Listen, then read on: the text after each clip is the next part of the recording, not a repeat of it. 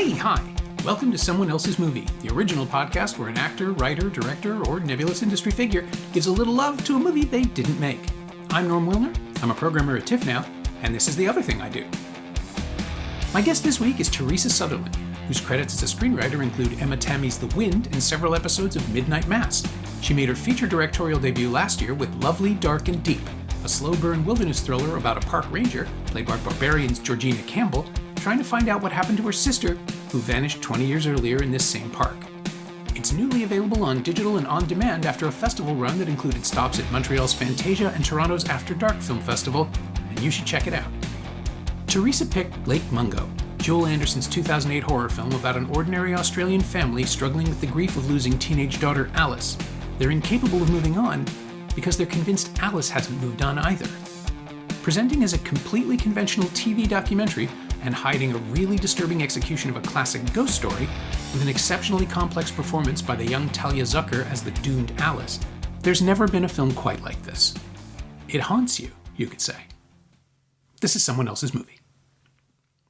I saw Lake Mungo, I think pretty close to when it came out and in the US on streaming or whatever. It was just like a free movie.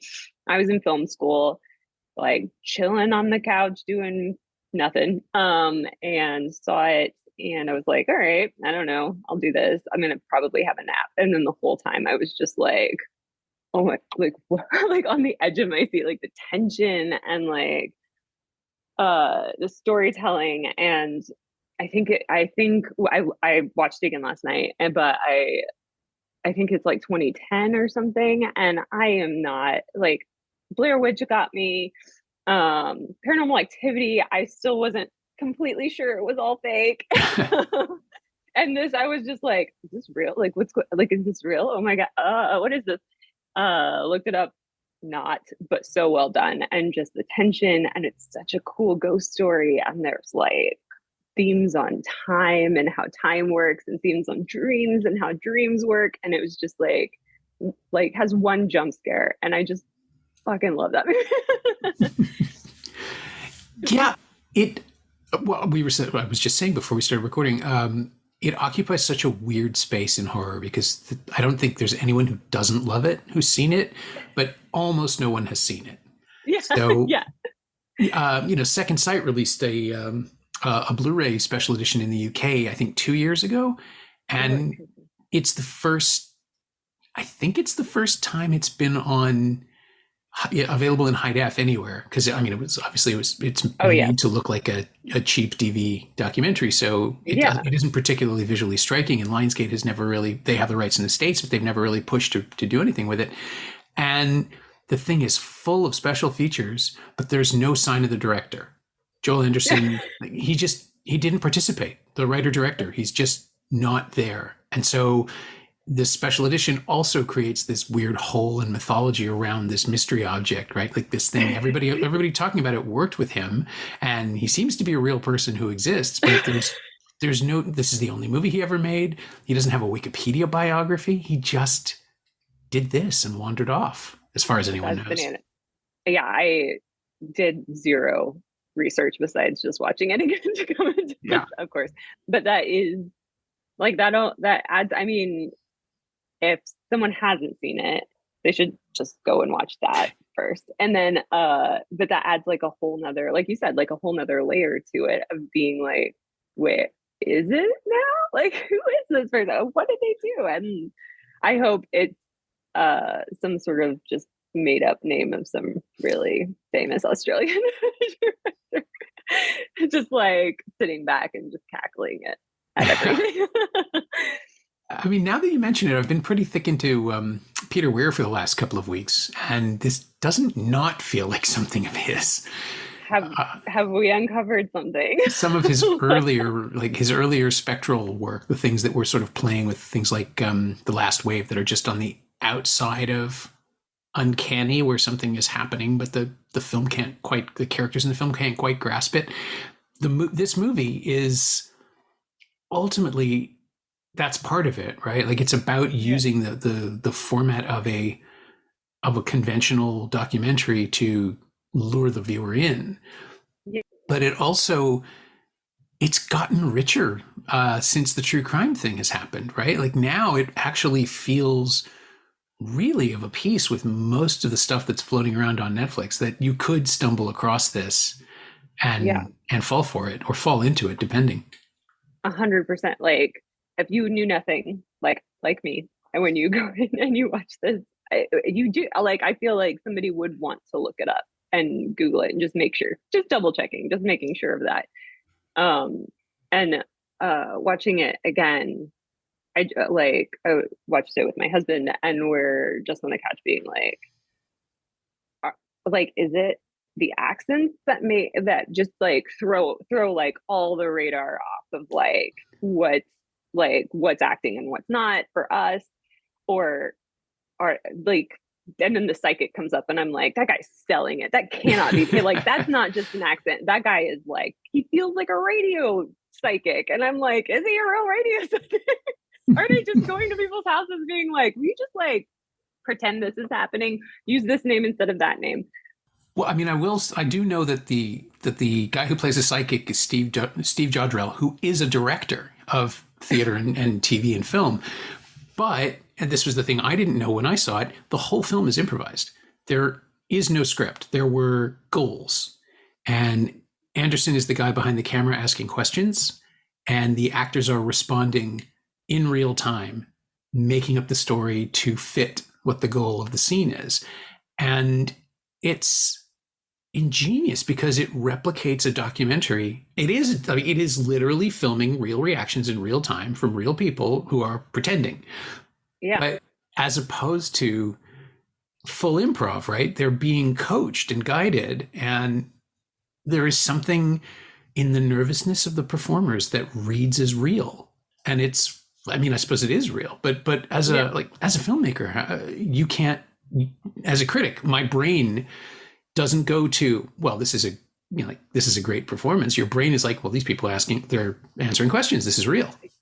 Yeah. The pauses, like like thinking about the dad, and like, he's talking about the porch light being left on. He's like, we left the porch light on. And then he's like, well, why would you do that? Like, they know she's dead or whatever. And then the pause he gives, and just like such a good pause. And it's like, he's thinking about it, and he's just like, in case she wants to come home. And I was just like, Jesus, like, yeah, no, that makes so much more sense than like, I mean, great acting all around, but also like having that shtick and some of the stuff that just found its way into it, like the driving the car in reverse the night after they identify her body, and like it got stuck, they had to get home, and then they just show this car going by, and it's just like, that detail means nothing.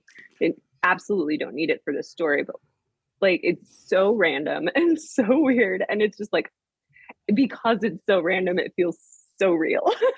Yeah, but it also sets up the idea of seeing things before they happen, and moving in reverse in the way that the characters encounter certain characters. I'm still protecting the movie. The way that Alice encounters time and experiences time. Yeah. It's just this. I'd love to know where that came from. The idea like, of it come up. Improv? Did that just feed into it? And the more I'm thinking of that improvisation of it all, like if like so much of, I'm sure they were like, this is the basic outline. Who knows? But this is the basic outline of the story we're telling, and like, this is where we have to get. But like, how, like, was that car improv? Was certain, because just the way, it's almost like the movie feeds into its own themes if it is then improv, and it's like, we understand the movie we're making as we're making it, even though there is no script. Yeah, rabbit holes. Come down a rabbit hole with me. It's what I love to do. Yeah, but it's the kind of creation that only happens when everybody believes in something fervently. Like, they're all on the same page, but they're also respectful of the format, right? Like, there's nobody who's giving a mockumentary performance. Everybody is in it, and it's all felt. Like, all the emotions are real, even if the structure of the film is sort of almost playful in the way that it sets up what's really going on, that there's that revelation halfway through that, well, okay, a lot of this phenomena has been faked, but confessing one lie while continuing another is a brilliant way to keep the audience off balance and wonder what, like there's still half a movie left. Why are we still watching this if it was phony? And then in the end, they're like, we all were so concerned with proving there was an afterlife, or proving that we missed every single piece of evidence that proved that you were.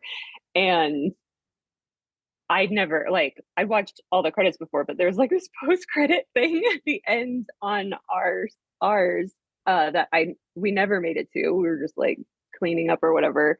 And it's just like this really unsettling image that just keeps flickering. And I was just like so terrified, and nothing happened. Like nothing happened. I was like, all day, whew, that was a lot. Just like an image was getting me worked up. And like that's what this movie does to you. I feel like it just works you up to like this place where somebody could snap their fingers loudly and you jump and scream because you're just like, that's what I'm waiting for. Yeah.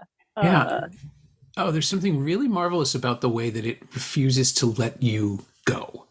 That every scene is an invitation to look more closely and a question about why you want to.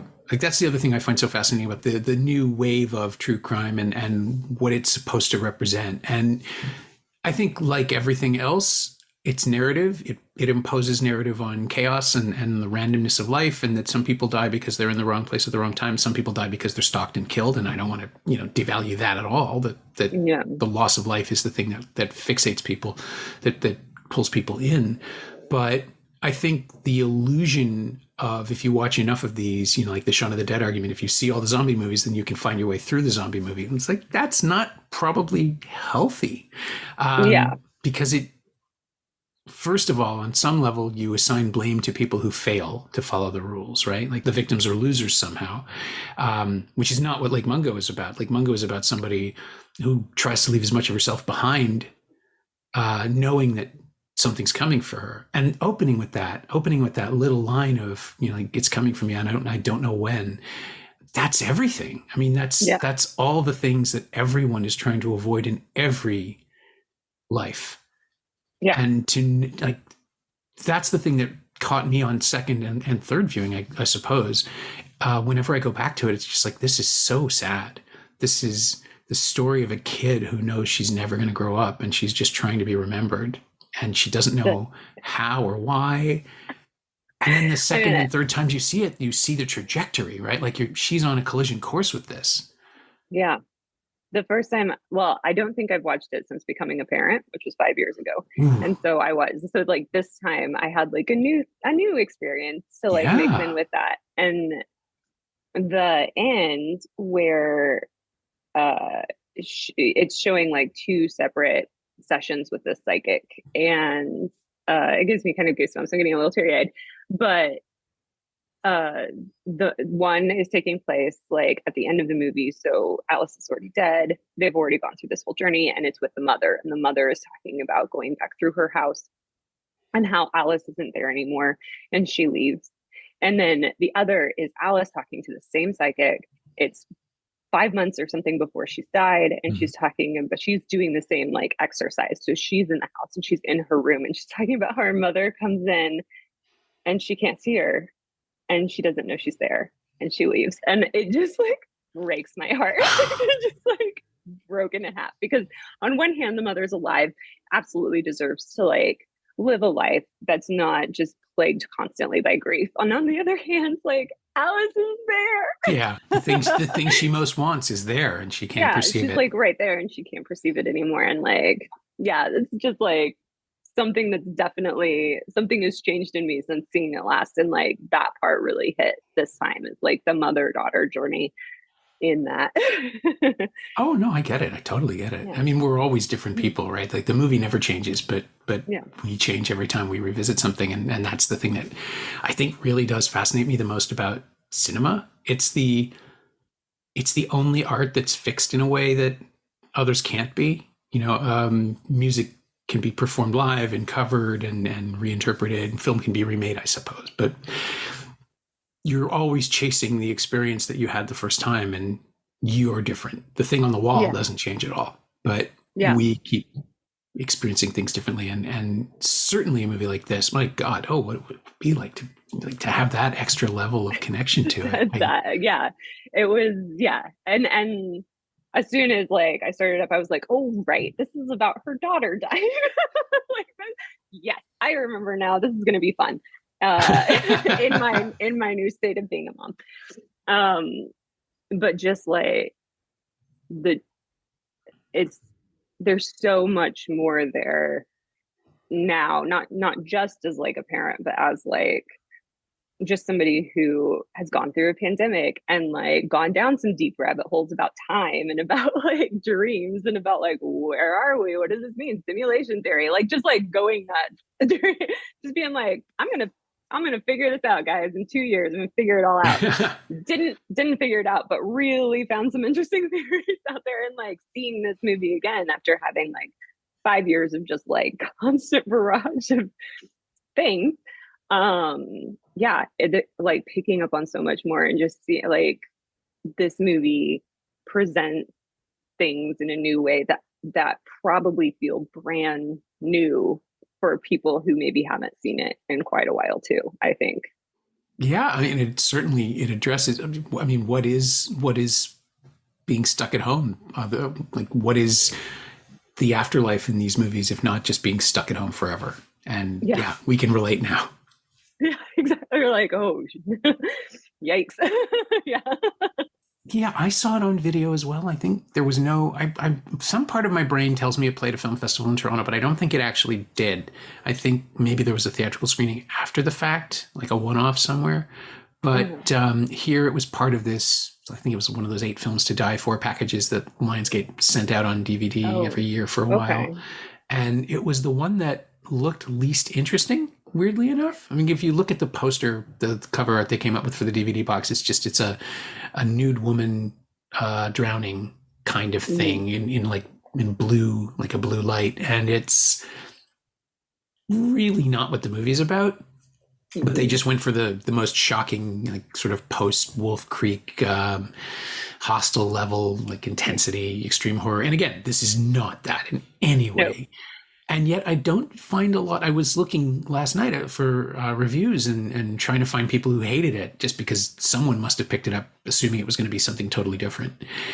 And everything is rapturous. People love it. It shows up on lists of the best jump scares ever, probably because there's only one in the movie. And it's not, I don't even know that it is. I mean, the first time it didn't seem that shocking to me. It's unnerving. It's very unnerving. And I think that they leave you with that image for so long and then they talk a bit about it. And then when they restart it, she like lunges and like the camera, that's it. Second part is like the part that I think is the jumpy part. Not because it's very slow. She just like walks towards this person and you see the face and it's like, and then they freeze on it and you're like, shit. Yeah. And then they talk about that for a minute. And then when they restarted, it's like up.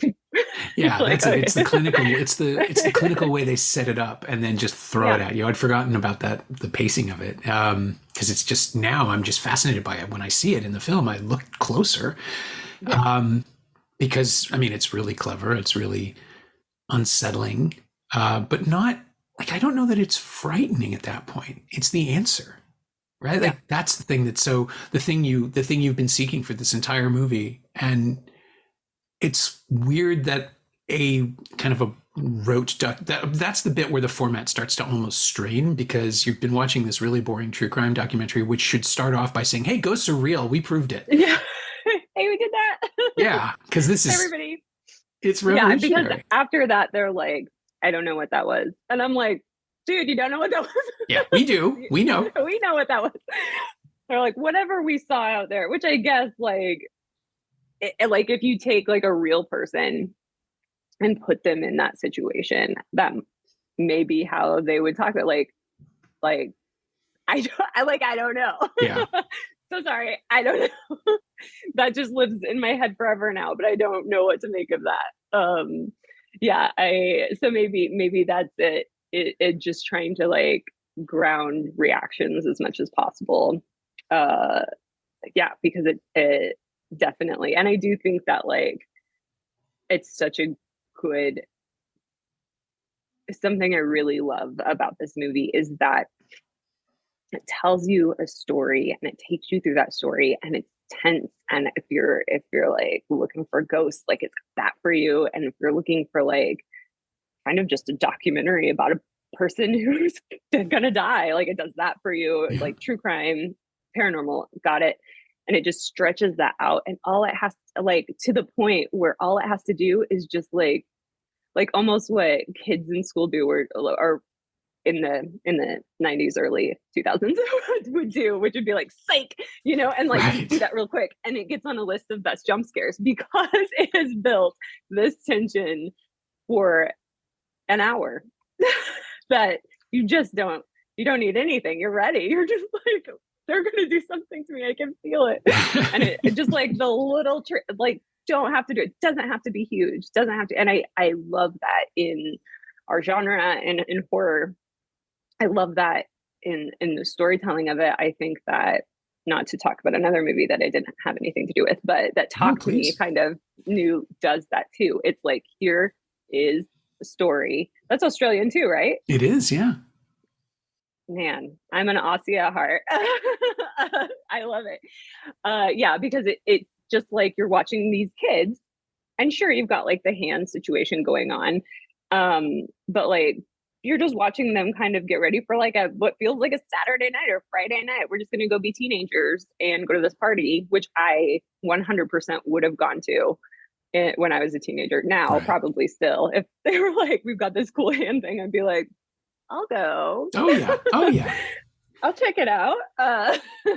But it just like doesn't need to, it doesn't seem like they're following sort of a prescription of horror that has been suggested to me at times as well, which is we got to scare somebody first minute, jump scare. Yeah.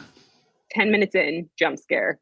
20 minutes in, jump scare. Like, we have to keep this pace up or people are going to get bored and they're not going to like this horror movie. And I just don't think that's true. I think people come to horror movies for a lot of reasons. And I think you'd be much scarier if you just withhold things for quite some time and get a story going. Oh God, absolutely. I mean, the jump scare the cycle of scares really only started with, I think it was Friday the 13th was the first one. And that's 40 odd years ago, because Sean Cunningham, I love this story because it's so cynical. Sean Cunningham came from porn, like, or from adult, like softcore adult adjacent stuff. And he or his producer, somebody involved in the film, realized that if you don't kill somebody every 8 minutes, people drift off. Like that's the perfect rhythm. I think you either start it or you end it every 8 minutes, and that cycle keeps people watching, and it reassures them after it's established that there's more coming, so they stop worrying about it and they give themselves over to the movie. And it's what, and then that sets up that wonderful joke of Kevin Nealon's on Saturday Night Live years and years ago about porn. It's like, well, I was really excited for 20 minutes and I suddenly lost interest, and then I got excited again. And it's too predictable if you're doing that in a horror film, I find, anyway. It's just like you can start with something big, something like It Follows, where you open with the rules being established in front of you non-narratively. Like we're just taking the exposition in without understanding what's happening. And then 20 minutes later, when that explanation comes along, it's like, oh, okay, I get it. I've seen that. Yeah. Oh, that's bad. Yeah. Yeah, exactly. And then once the thread is established, we understand what's going on. But it can have these rhythms of the nature of It Follows. You see it, you run. You see it, you run. There is that sort of rhythm there, but you can play with time and you can play with location, and all those things are orchestrated so beautifully. Talk to Me.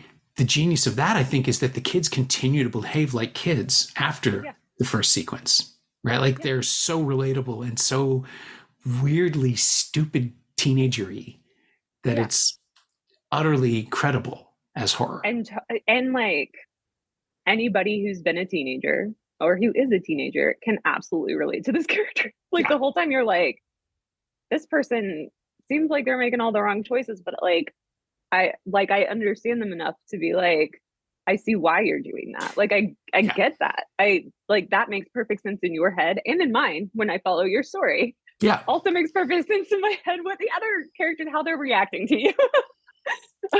Yeah, I mean, that's the genius of the script, I guess, is that they understand that you can have someone who acts selfishly, but has convinced herself she's doing it for the right reasons. Yeah. And her friends are trying to help her through it, kind of, sort of, just to the Yeah. point where it all goes out completely out of control. But Yeah. but it's a slow motion tragedy in a completely different way. And then Lake Mungo is someone who just doesn't have like there's no selfishness to what Alice is going through, which I find so heartbreaking.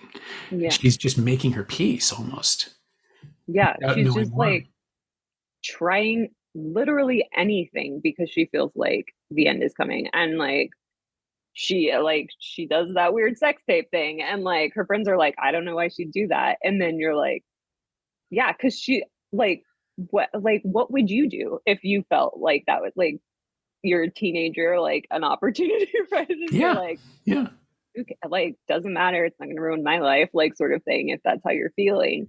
And just talking about like that's a layer of like just being a teenager brings to your life too, is just that like this is it for me, like this is just life now, and there's like who cares, I'm this isn't going to change when if we're fortunate enough we do get to change and grow and be different people, really.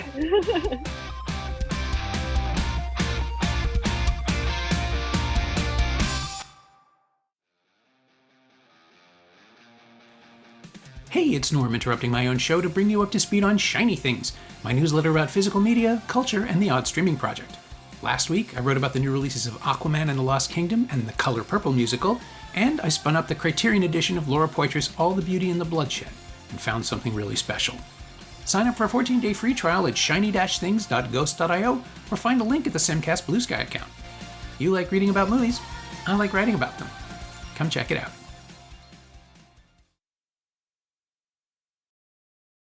When you're a teenager, you think you're indestructible, and what if you're not? Mm-hmm. Like, what if you know you're not? Yeah. And it also provides these great, like, they're organic red herrings to the story because Mm-hmm. it's all sensible, like it all, or not sensible, that's the wrong word, but it all makes emotional sense in the moment that these things are happening, but that they could also be signs of something else is the tease that's going on underneath, like the pull of a lake, like a whirlpool. You're drawn in Mm-hmm. further and further to something that's again inexplicable but clearly happening. Yeah. And the editing of the film just is as mundane as possible so as not to pull you in any further, right? The film is Yeah. tricking you by being so basic, and the score is so, it's a combination of the thing that Jason Segel is complaining about in Forgetting Sarah Marshall, which is the same year of this. Like, it's just tones, it's just noise, it's tones. But Yeah, it's it's just, really unnerving because yeah, it just doesn't stop. no, you will never get chills zooming into a grainy, what feels like a grainy VHS uh image than you do in this movie. They're like, I'm gonna zoom in on this grain, and you're like, there's nothing there, and then you're like, whoa, what? Shit. Yeah. Also, like, just thinking of like the mundaneness is that shot of like the funeral directors. I just every time they're just like funeral director, both of them, Yeah. church, and you're just like watching a documentary. This is it. This is how you do it. Yeah.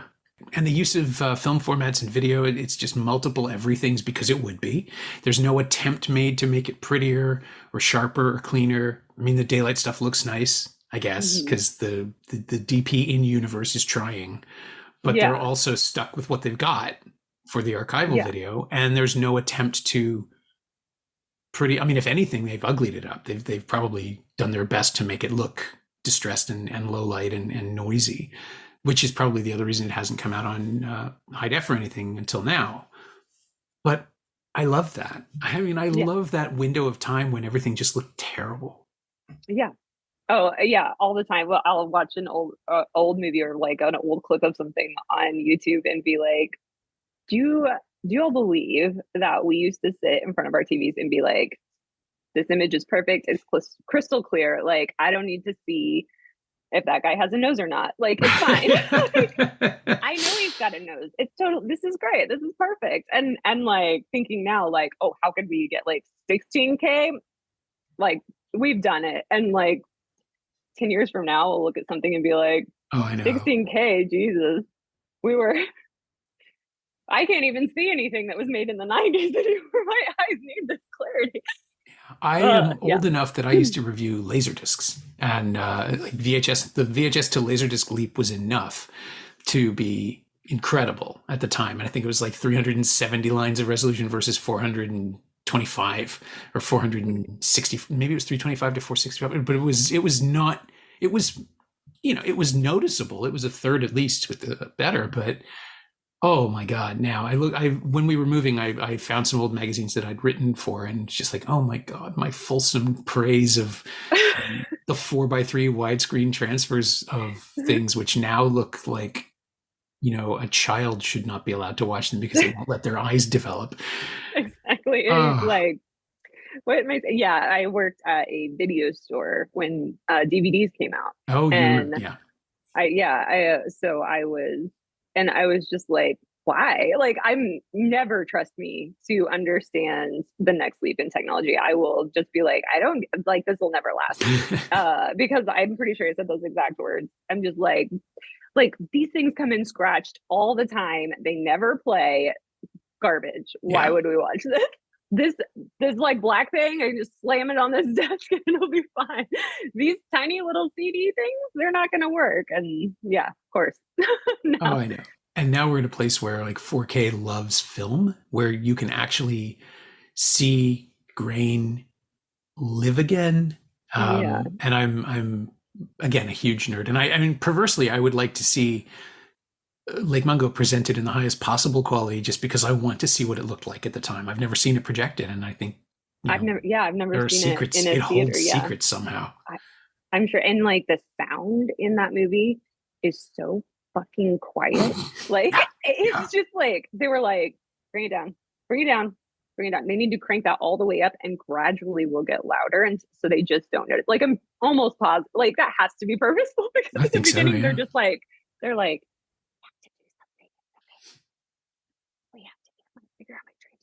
And then like by the end they're like yeah, like, it's existential screaming.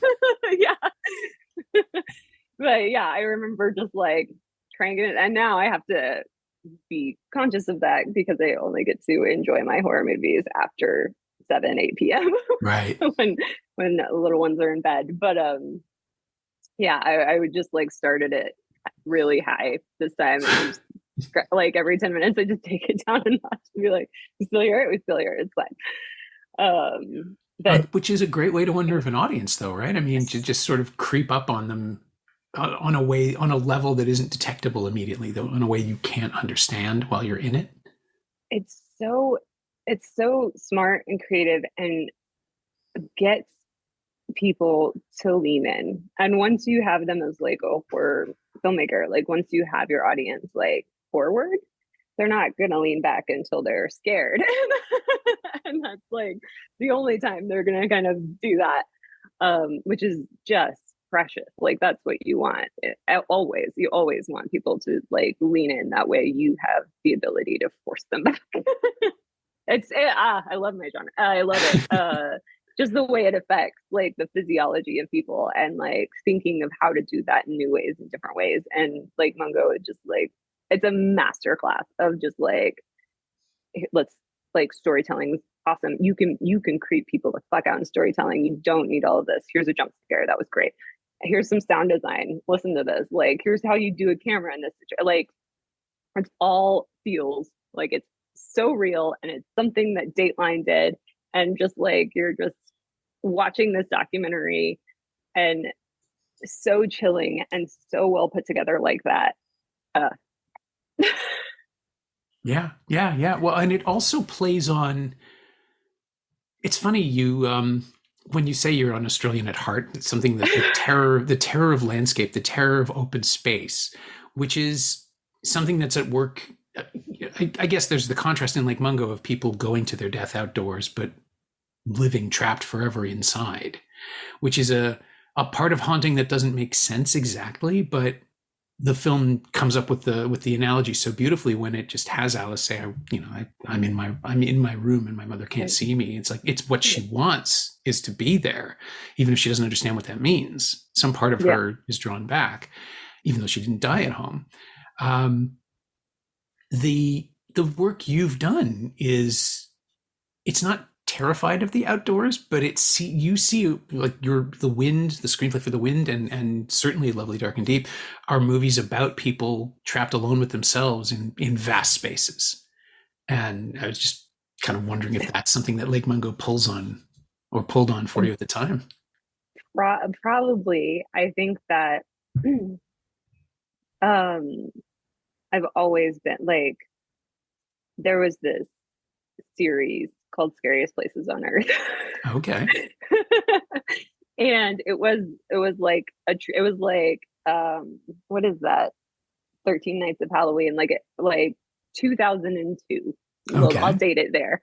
The Halloween special thing, and they just like went around, and it was very documentary, but it was telling these like real stories. And I couldn't go to the bathroom by myself. There's something about making it feel real and so grounded, and in places or situations that you relate to, but don't really relate certain kinds of horror or being scared with. In Lovely Dark and Deep, we tried to do a lot in the daytime. That's not really a time while you're watching a horror movie that you're going to expect something to come. That's usually our safe time, right, as an audience.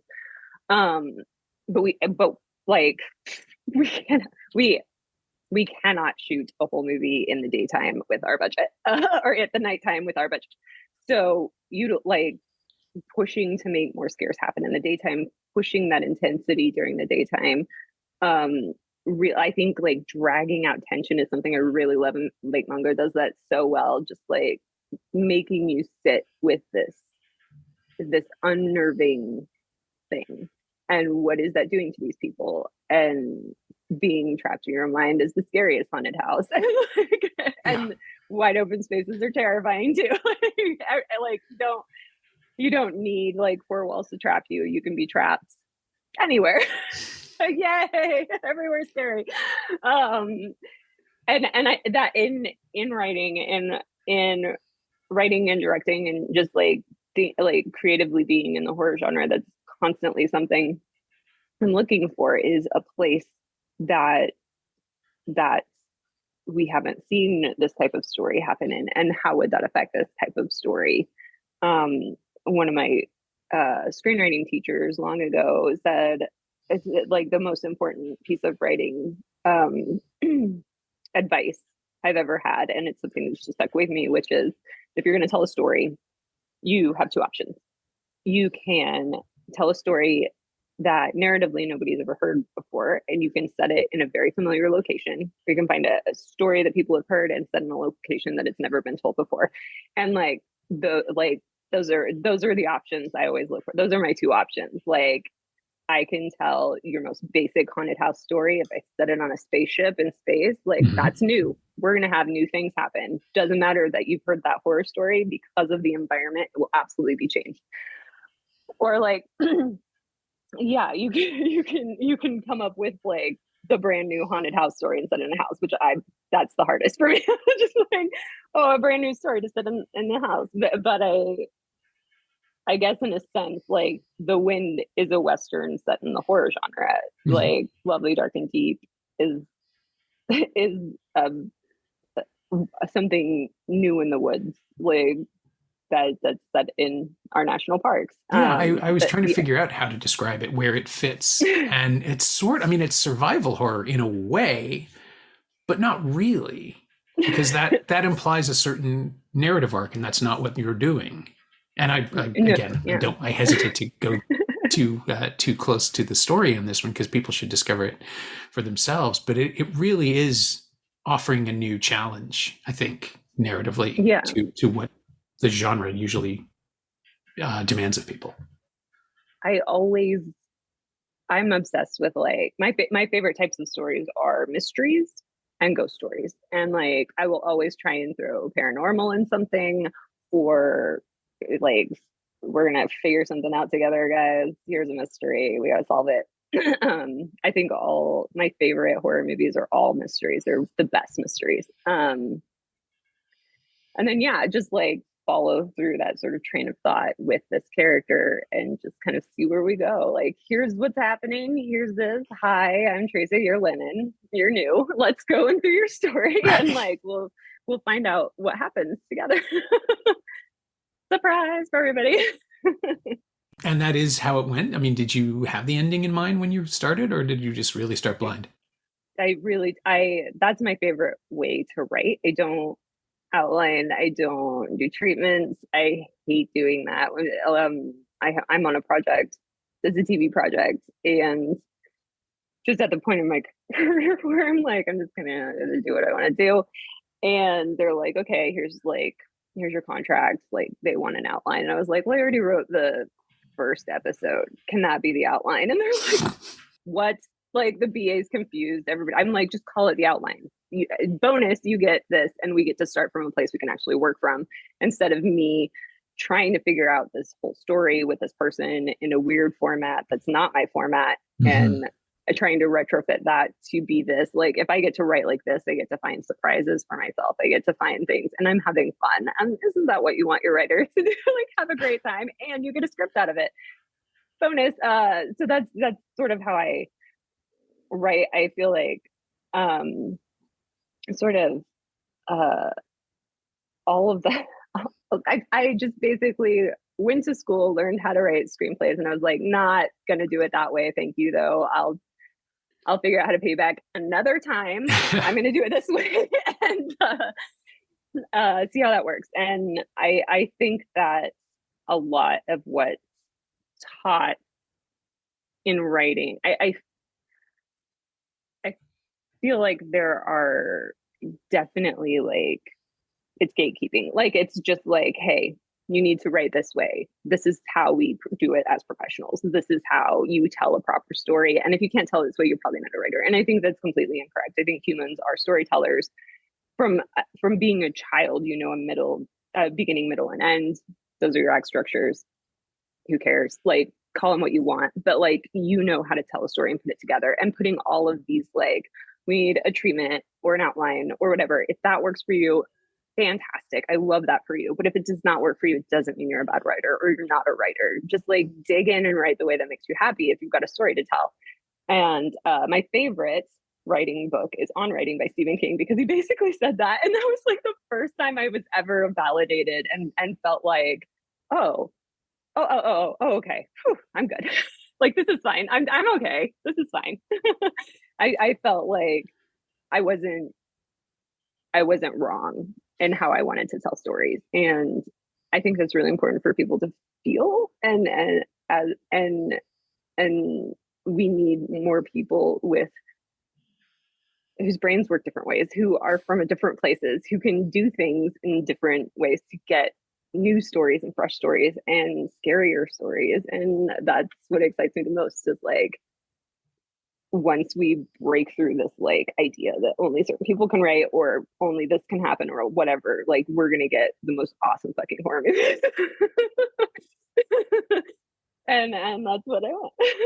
Oh, I'm on board.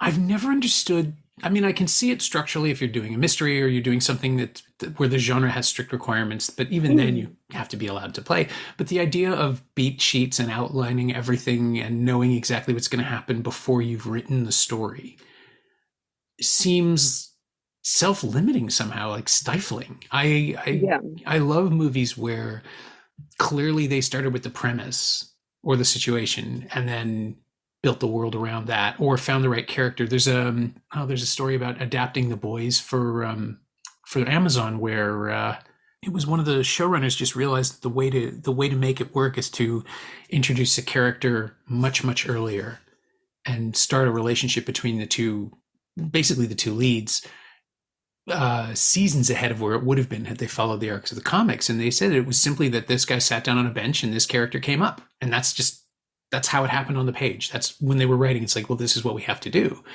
And that's an adaptation of existing material that cracks the thing in half and finds the heart of it. And it's a weird example because The Boys isn't horror, but it is like that sort of, it's superhero narrative, which is now its own subgenre, like codified in stone, where things have to happen at a certain time. And in horror, it's things like, it's like Talk to Me, where we're just going to a party. What's at the party? Oh, I haven't written that yet. Yeah, I don't know. These kids are like, and the way they introduce in Talk to Me the mother's death, it's not like, I feel like in another movie, it might have been like funeral. That's where we're going to start. Right. Everybody's sad. Her mother's definitely dead and she might have killed herself. Let's continue on. Jump scare. It's just like that. Instead, they're like, you'll figure it out. Yeah. Like, we'll get there. We'll talk about it. But like, these people don't need to talk about it because they know what's going on. And I think that's such an important part of storytelling is like, what do your characters know?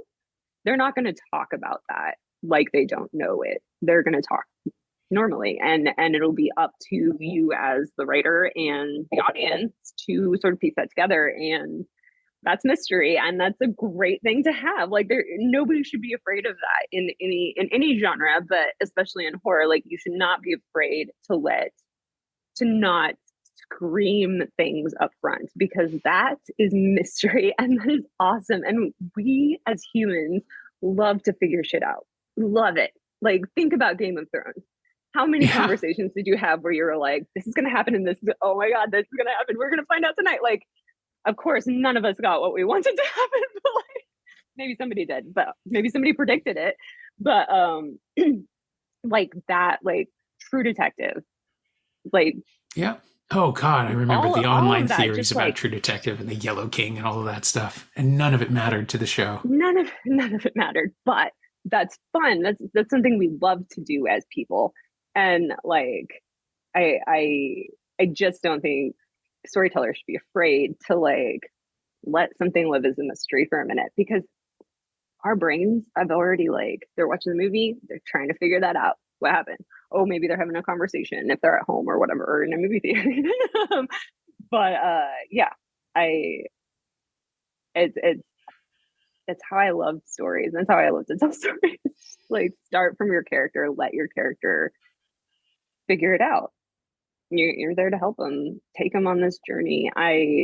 When I started writing Lovely, Dark, and Deep, it was I was very pregnant, very sick, and kind of just like stuck in bed. And I had known that my next screenplay was going to be about like this national parks missing. I freaked me out, loved the concept, really wanted to play with it. And I also had always been fascinated with backcountry rangers. I think that's such an interesting job to be like, yeah, sure, I'll just go like in the middle of nowhere where nobody knows anything and hang out for 3 months. I'm good. That's me. I love that. And like, if you want to isolate a character and get them away from like cell phones, what a great place, what a great way to do that. So like, just build it. And then Lennon became like our main character, and like I knew that she had a past with this park because somebody in her family had gone missing, and just like going with her on this journey in this place. I did a lot of reading about national park rangers, lots of autobiographies, lots of just like books written about other rangers and things that had happened, and just like let that inform this person, and tried to make her feel as grounded and real as possible so that I could get fucking weird. Because I figured that's where we were going. I'm pretty good at just like finding the weirdest possible path, because you don't want to do the thing that everybody is expecting. And so you're shifting and moving and being like, well, if we go down that road, people might really like it, but like they've seen it, they can watch that movie. If we go down this road, that's something different. Let's see what happens. And so, yeah, that's my ridiculous, weird process of writing. Just to make everybody feel safe about their own processes of writing. You can be as out there as you want to be. Yeah, I mean, you get where the movie, how can I phrase this? The movie gets where it needs to go because of that, I think. Because you just let it rip and see where you end up. Now you have this thing that's unlike all the other outdoor things. Yeah. And some people will love it. Some people will not like it. They will be like, I don't understand what's going on. A few people have been like, they over-explain things. And I'm like, oh, that's an interesting. I've never gotten that before. Thank you so much. What a new critique. I love that. That's not something I would necessarily have said about it. No, but happy to have it. Sure. Breadth of experience. And, yeah, always looking for that.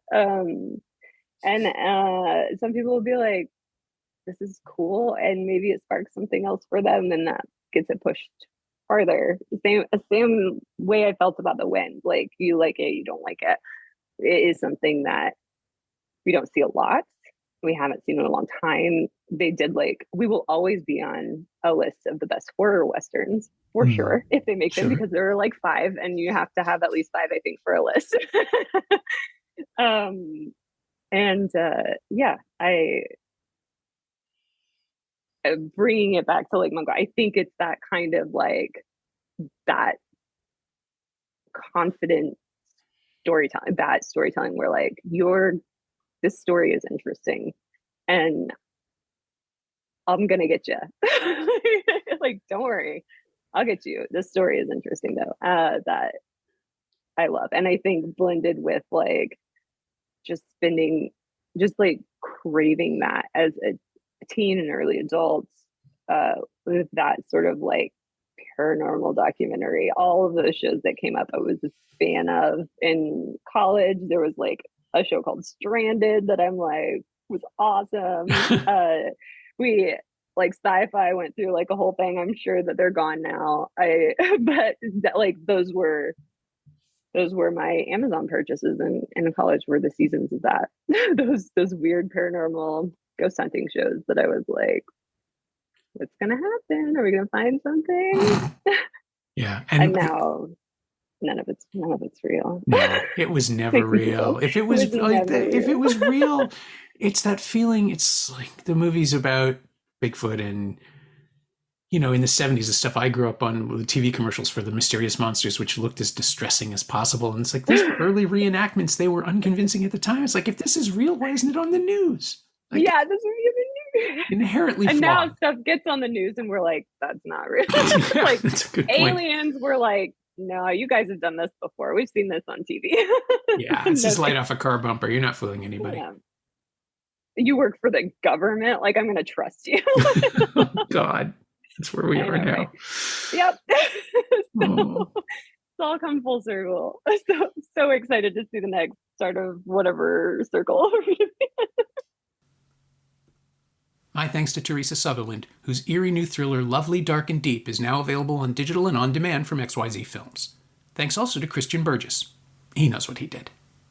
You can find Teresa on Instagram at TerrySueLovesYou, all one word, TerrySueLovesYou. And you can find Lake Mungo on DVD from Lionsgate Home Entertainment. If you're in the UK, there's that special edition Blu-ray from Second Sight. It's also streaming on Vudu, Tubi, and the Roku channel in the US, and available to rent and buy on various VOD services. You can find me on Blue Sky at Norm Wilner, and you can find this podcast there at Semcast, SEMcast, and on the web at someoneelsesmovie.com. The first year of the show is still available for just $20 at payhip.com/Semcast. That's the first 52 episodes of Someone Else's Movie, 44 of which aren't currently available anywhere else. And check out my newsletter, Shiny Things, at shiny-things.ghost.io. I think you'll enjoy it. Our theme song is by The Last Year. If you like it, or the show in general, please say so. Leave a review wherever you've been listening. Every little bit helps. It truly does. And check out the other shows on the Frequency Podcast Network while you're doing that. Stay safe, watch movies, wear a mask if you go out, get the new booster when you can. I'll see you next week.